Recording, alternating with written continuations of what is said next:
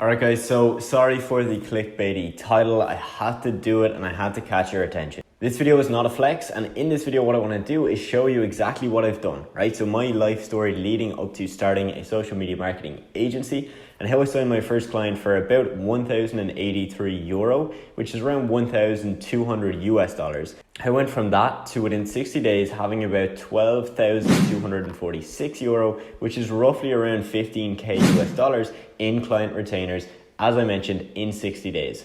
Now, a very quick disclaimer, I have had experience with making money online before starting SMMA.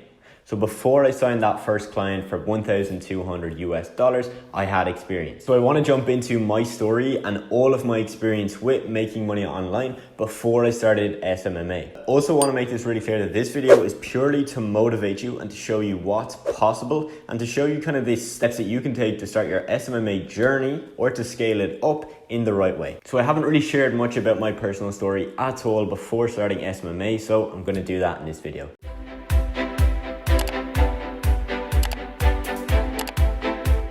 So I'm going to go over my experience with freelancing and other business models before starting SMMA, what I actually do to sign clients, and then ultimately what you need to do and what you can do to get started. So we're going to travel back in time a good few years and we're going to jump into my first look at making money online. So at the age of 12, I said to myself, I'm going to find a way to make money online. Okay, now this came out of pure fear of everybody my age was starting to get small part-time jobs, right? And they were getting, they're obviously not getting a lot of money for those jobs, but they were doing a bit of work.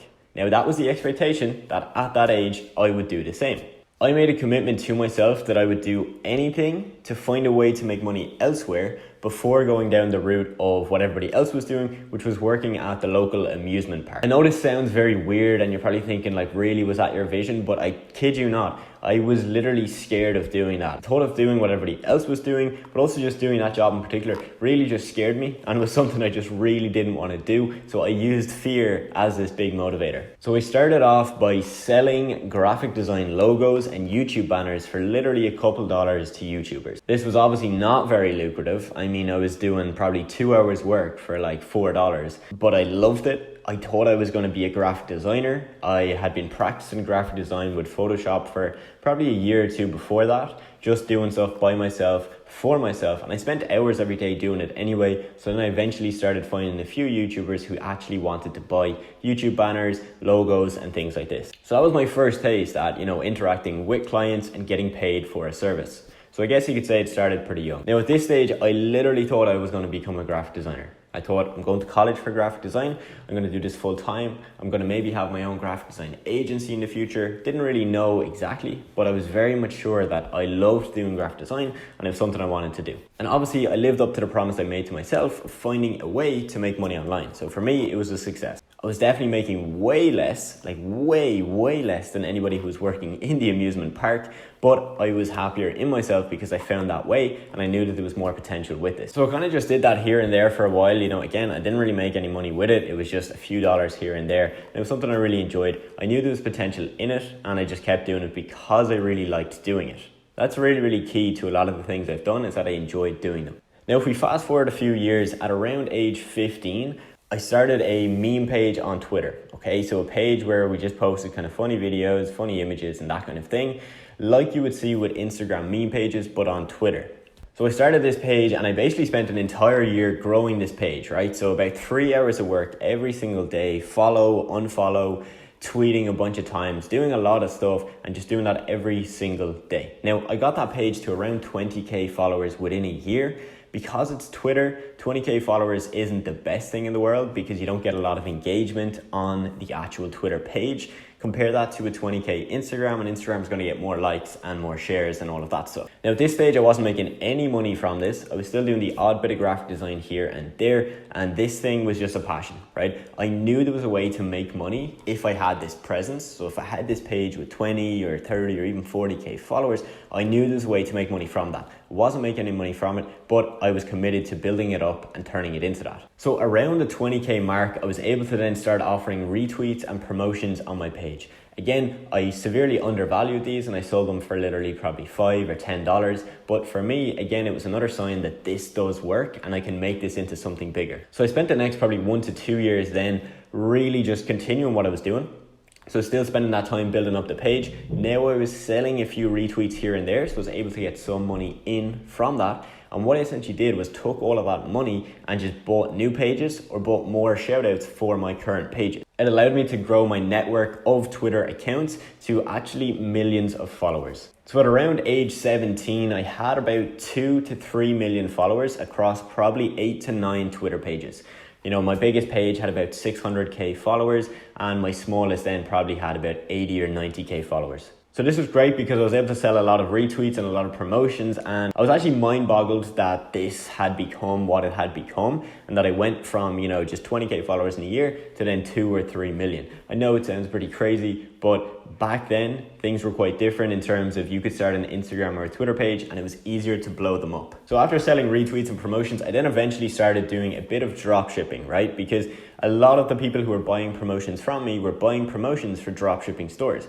And I'd seen it, I saw a couple of videos about it, I saw these ads and I was like, you know what, I might try this myself. I had these followers, so I didn't have to worry about spending money on ads. So I said, you know what, let's give it a shot. So I started off into dropshipping. My first store was not a success, did not make me really anything. I didn't spend a lot of money on it because I had all my pages, but I pushed so much traffic to the actual website and I got barely any sales. So I put a lot of time into that one and I didn't see any return. I started 1 or 2 more and I think it was the third one then that kind of worked for me. So I got to a stage where it was doing good numbers. I was really happy with it. And then eventually I transitioned that from just drop shipping into a private label e-commerce brand, right? So actually getting the products shipped to me and then shipping them out to customers myself. So this was like my sole focus for a very, very long time until D-Day came and I lost all of my Twitter pages. So I was on exchange in Singapore. I literally remember waking up and, you know, checking into my phone, checking my Twitter pages, seeing what was going on. And lo and behold, literally all of the pages bar one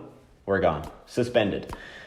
And when you get suspended on Twitter like that, when all of your pages go at once, it's very rare that you're going to get them back. And I did not get them back. I did not get an explanation why they were banned, but my understanding is that I was doing a lot of retweets and promotions on the pages. So I think Twitter just saw that as taking their business because people weren't going through the Twitter ad platform. They were coming to people like me with these big meme pages. And ultimately, I feel like that's why they shut us down.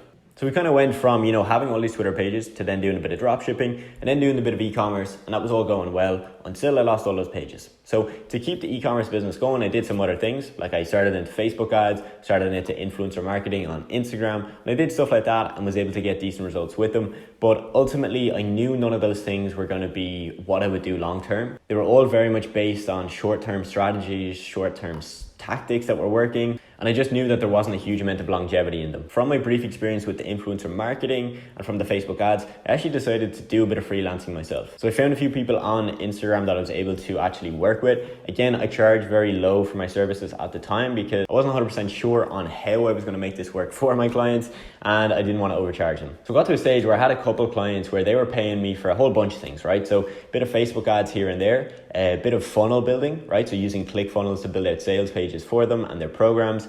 And then I also did a bit of content creation for them. So creating graphics on Instagram. So basically kind of became their like go-to marketing guy. And I had roughly 2 clients for a decent amount of time, a couple of months, and that was good. But what happened to me there was that I kind of fell into what I call the freelancer trap. And this is where essentially you have clients and you spend all of your time delivering the service to the clients. So you don't actually have time then to spend looking for new clients.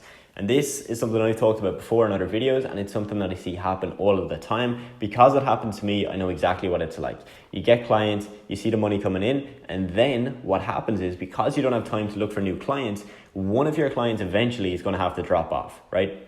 Something's going to happen, they're going to find someone else, or they're just going to cut the spend on their ads or something that they're paying you for. And that's what happened to me, and I went from 2 down to 1, and then all of a sudden, I had half my income. The Freelancer Trap is just something you don't want to get into, and it's something that can really throw you off, because you could go from, let's say if you had 2 clients and you're getting paid 3K a month to then lose 1 and then you've got 1.5K a month. So it's very sporadic. And we also did some work for another agency after I had those clients, And this kind of gave me that bit more stability where I was able to do stuff like Facebook ads, a bit of copywriting here and there, and offering these service where I was getting a monthly retainer. And eventually the time came where I knew that I didn't want to do this anymore. I didn't really enjoy the whole act of just doing the service all the time. I was good at what I did. I enjoyed it. Like, I liked doing Facebook ads. I liked doing copywriting. I liked doing graphic design, but I just knew it wasn't the long-term path. Okay, so my camera battery actually died, so I just recharged it there for about 1 hour.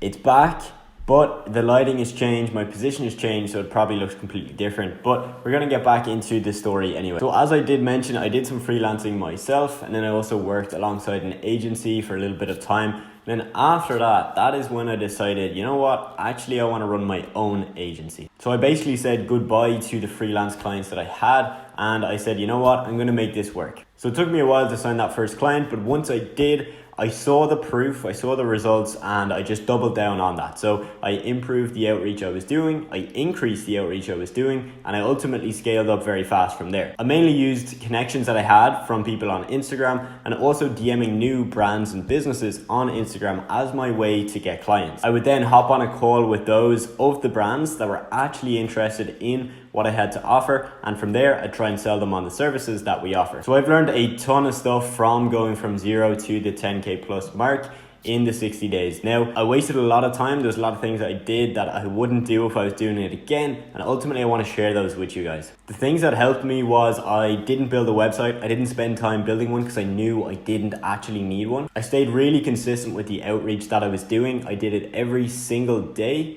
and that's what really allowed me to get that interest from enough businesses to sign enough clients to hit 10K per month. And I was constantly trying to improve the service that we offered, so that obviously helps keep those clients that we had and scale up quite fast. Now, I understand for some of you, you're thinking, look, you've had experience with this stuff beforehand, right? You did some freelancing before starting an agency. We already had experience with marketing, and that's true. And that's ultimately why I spend so much time creating these videos where I walk you through absolutely everything, because these are the things that I didn't really know. And for people within my program, that's where you get so much information from me. You get so many videos and live trainings and calls from me, because I want to make sure that you have the advantage that I had. My 6-figure accelerator program is open for people who want to get started or who have already started with social media marketing but don't really have any momentum, right? Maybe even if you have 1 or 2 clients, but you don't have that consistent way of generating new leads and new calls and new meetings, this is for you. So I've tried to make this program as accessible for everyone as possible, meaning that if you're starting from scratch with no experience, or like I said, you already have 2 or 3 clients, this will actually help you out. The link to join is in the description. You can check that out. And in there, we do have weekly calls. So it means that if you join today, you'll probably be on a call with me within about 1 week. So to recap, I first had my taste of making money online when I was about 12, like I mentioned, with the graphic design for YouTube and the logos. Ultimately didn't make a whole lot of money with it, but that's what sparked my interest for this entire journey. Now, I hope by giving you that information of my backstory, it gives you a little bit of context on where I came from, and you might even be in a similar situation to me, whether you are 12, 15, 17, 19, 20, whatever, you might be in a similar situation to situations that I've been in. As I mentioned, enrollment for the 6-figure accelerator program is open. You can check it out in the link in the description, and I would love to work with you on that. If you want me to do more of these in-depth videos going through all of the things I did before I started an agency, let me know. I'd love to share that with you guys if you are interested. So let me know in the comments. And as always, make sure you're subscribed and that you've hit the like button, and I'll see you in the next video.